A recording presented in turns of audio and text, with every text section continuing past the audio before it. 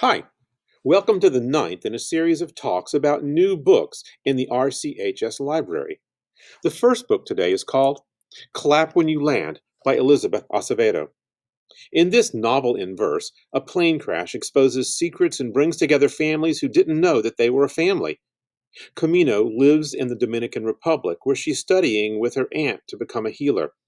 Yahara is a champion chess player who lives with her parents in New York City. They're sisters who are separated by an ocean, a secret, and their father, who had two families and two daughters who did not know the other existed. In the days and weeks following the crash that killed their father, Camino and Yahara discover their sisterhood and their father's double life, and they must come to terms with difficult truths about their parents as their bond is developed and tested. It's Clap When You Land by Elizabeth Acevedo.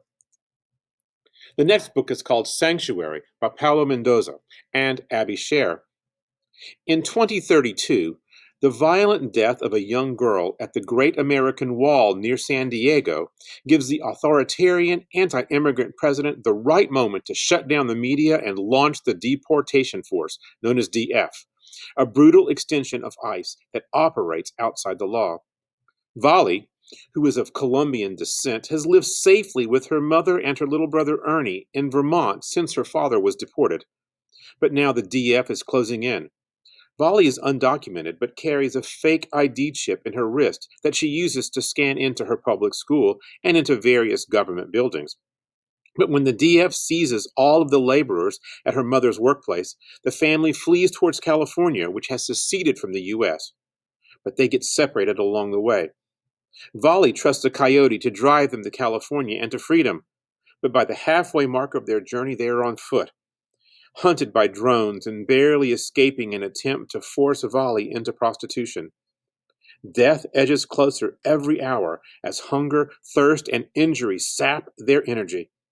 This is an intense, realistic dystopian novel that never lets up. It's Sanctuary by Paula Mendoza and Abby Sher. The third book is called Meme by Aaron Starmer.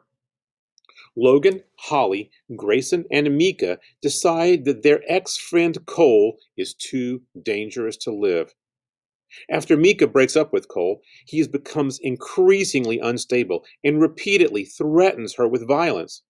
The friends believe that killing Cole is the only way to stay safe, the only way to prevent something terrible from happening to them or to others. So they poison Cole and bury him in the woods behind Mika's house, along with 4 phones holding their confessions, thinking that the worst is behind them. But days later, they're horrified to discover that a meme with a screenshot of their confessions is popping up all over school. This meme shouldn't exist because their phones shouldn't be accessible by anyone. Suddenly, the teens' perfect crime begins to unravel.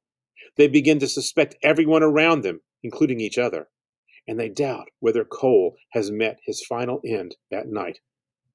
Only one of the teens knows the truth, but who?